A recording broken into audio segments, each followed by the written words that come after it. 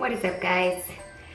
It is another day of Vlogmas today, and I've really been wanting to talk about this subject for quite a while, but now I finally have the opportunity to do it. So let's get started. I am totally loving this hoodie. It's new Egyptian hoodie. It's so comfy. I love it so much.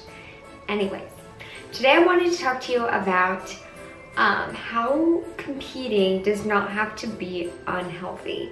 A lot of people have the expectation, or they think that if they are going to compete, they're going to have to starve themselves and be miserable, and it's going to be terrible. And that is not actually the case. It can definitely be like that, and it is for a lot of people that don't know what they're doing. And I'm not saying that I know, I'm just saying that this is what I did and other people have done it. And yeah, so I'm not saying I'm an expert or anything, but I just know that a lot of people that say that they know what they're doing, they make this process sound terrible. Anyways, so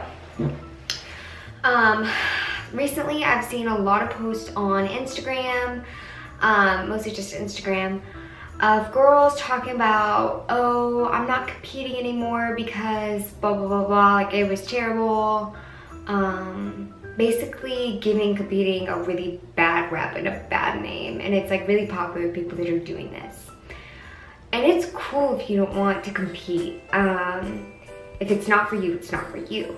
And so it's fine if you don't want to compete, and it's fine if you felt that your process was miserable, but don't spread the name, don't spread this thing that isn't true, because competing doesn't have to be awful. And so basically I just wanted to tell you guys what I did, and just let you guys know and let people know that, you know, it doesn't have to be a miserable, terrible process. If you're gonna compete, you're doing it for you and you want to enjoy it. You know, it's your journey, your process, and what's the point of doing it if you are completely miserable the whole time? So I wanted to bring you through just basic what I did. I did a whole prep series for, I think it was like 8 weeks for my prep. But I just kind of wanted to give like an overview, so you don't have to watch the entire thing of that. But basically for my prep, I did my macros myself, I did my training myself. The only thing that I got help on was posing. And I highly, highly, highly recommend getting a posing coach, going to posing classes, stuff like that, because if you're gonna do it on your own, you can't always see an outsider's view of yourself, and so it's very helpful to have someone helping you that knows what they're doing and can be very judgmental. It's a good thing. And so like I said, I did my macros myself. James, my boyfriend, I would check in with him every week and we would kind of talk about my macros, just because as fitness people and competitors, we tend to be very, very hard on ourselves. And I definitely was. I would be like, oh, I'm not making any progress, I need to cut my macros, blah, blah, blah. And he would be, you know, from the outsider's view, he'd be like, no, you're actually looking very good, you know, you don't need to cut anymore, stuff like that. And so it's nice to have an outside person, if you can't afford a coach,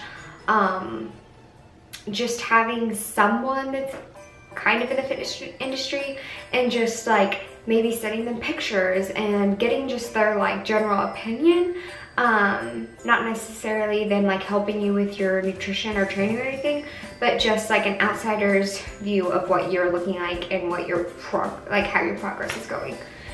Anyways, so he helped me with that. And basically, from the beginning, I just started slowly cutting down my carbs.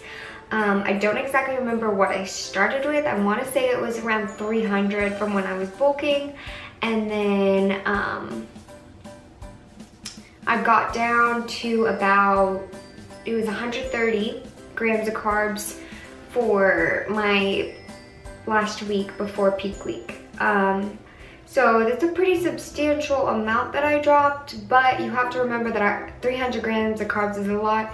And I started my prep at 104 pounds, and the day before the show I weighed in at 94.6, I believe. So almost a 10-pound drop, and I did that over 12 weeks. So like I said, my carbs the week before peak week was only down to 130 grams. My fat was at 40 grams, yeah, 40, and then my protein was at like 132. 130 as well, like with my carbs. And so my overall calories, it was about 1,300-ish, a little bit more than 1,300. And I was really tired. I was hungry all the time. But it's not like I felt so bad that I couldn't do anything. I still was working out, you know, I was doing my regular activity, obviously a little bit less just because I had less energy, but see, I was still in school, and that's kind of a struggle because you don't have as much mental focus just because you're more tired, you don't have as much energy to fuel your body. But I still managed to get all A's during prep. I was doing everything like normal. And then as far as training goes, I kept my training mostly the same, despite a few changes in my splits for workout days.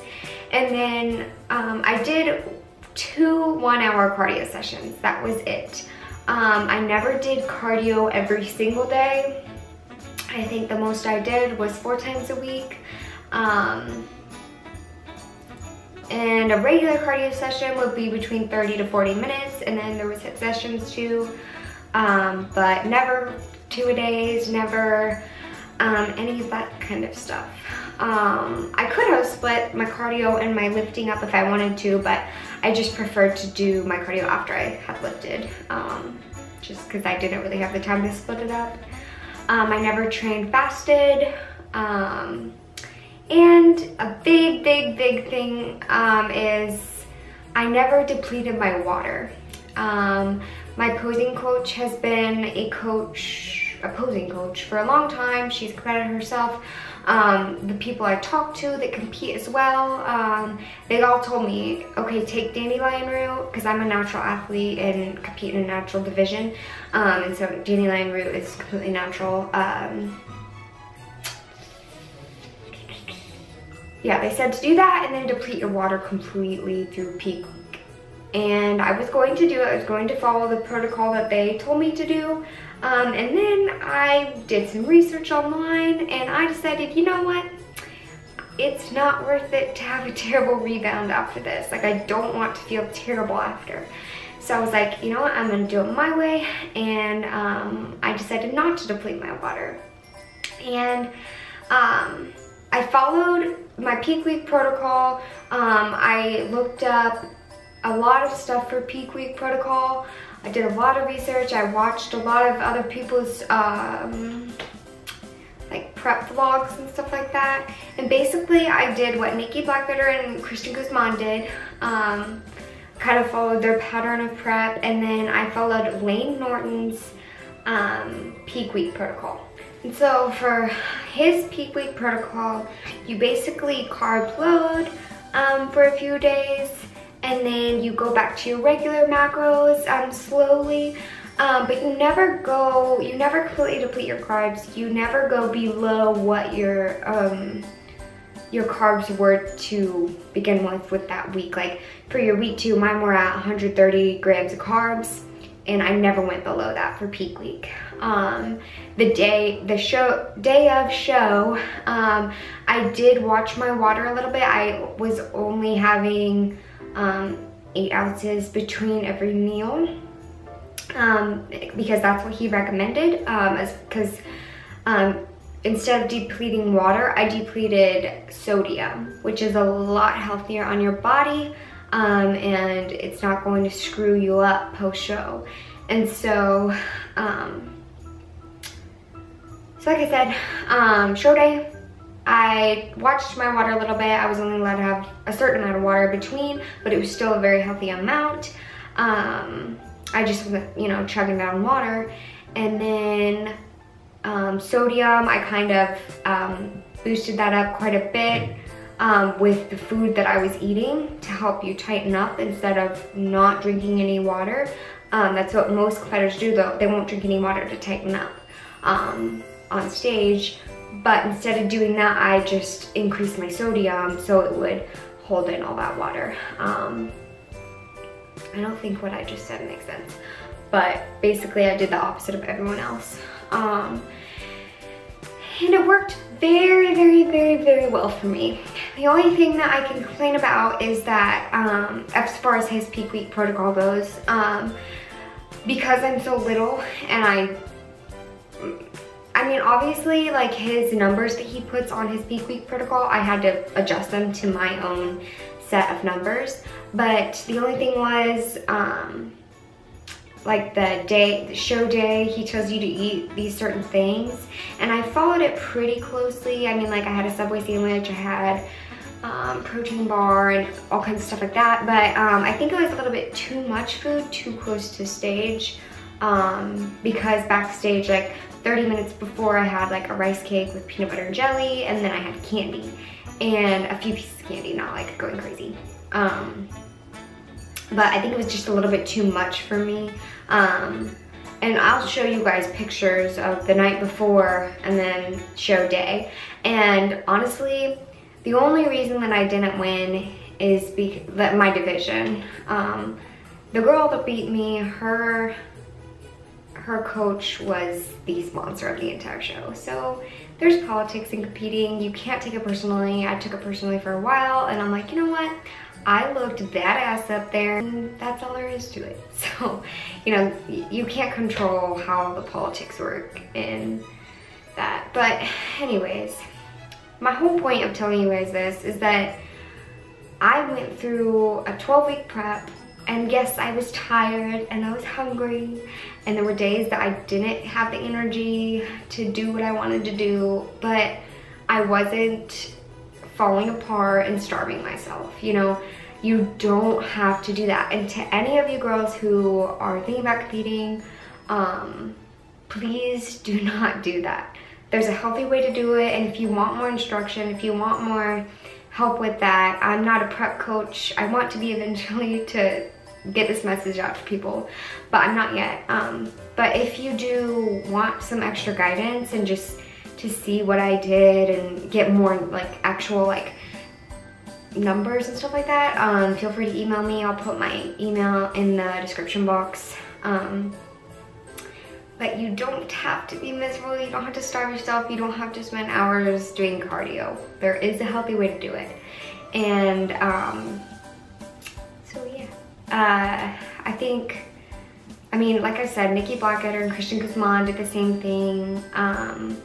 Jessica Abriola, I don't know how to say her last name. She basically does the same thing. She doesn't do anything crazy, and she's even like a pro. Like she does this stuff too. Like, you don't have to be miserable. And so yeah, that's just what I wanted to talk about. I also wanted to talk about doing reverse dieting after your show and how important that is, and how important having a plan is for post-show. But I don't want to include it here because this video is probably going to be really long anyways because I'm rambling.